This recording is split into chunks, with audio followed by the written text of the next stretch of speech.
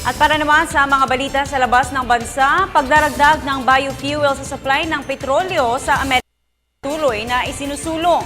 At referendum naman sa Ukraine na iraos ng payapa. Pagbabago sa sistema, inaasahan ng mga Ukrainians. Ito ang mga globalita ni Edwin Eusebio.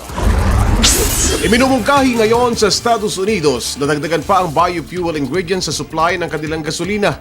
Alinsunod dito sa batas na pinagtibay noon pang 2007 na nag-oobliga sa mga suppliers ng gas na dagdagan ito ng malaking porsyento ng biofuel. Kasunod ito ng pag-aaral na nagsasabing ang petroleum-based fuels ang nakapagpapalala sa climate change kaya't isinusulong ang plant-based fuels.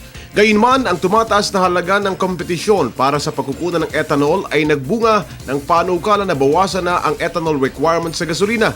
Para sa ibang observers, masama ang naturang ideya dahil tila nila pa atras ang energy policy ng Amerika.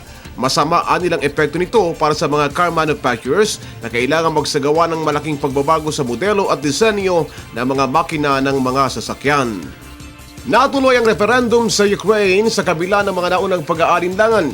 Ito'y para sa pagkakayan sa dalawang rehiyon na nagnanais na maging independyente mula sa Kiev.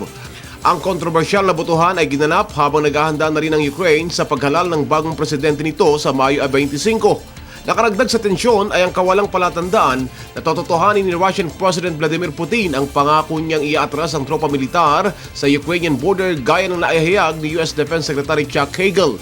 Bagay na tila nagbabaliwala sa sanctions ng Amerika at mga kaalyado nito sa NATO ay pinataw sa Russia dahil sa agresibong postura nito kontra sa Ukraine. Noong nakalipas na araw lamang ay sinabi ng Obama administration na seryoso ito sa banta sa babala sa Russia subalit hindi naman idinitalye kung ano ito. Para sa Telebisyon ng Bayan, Edwin Eusebio.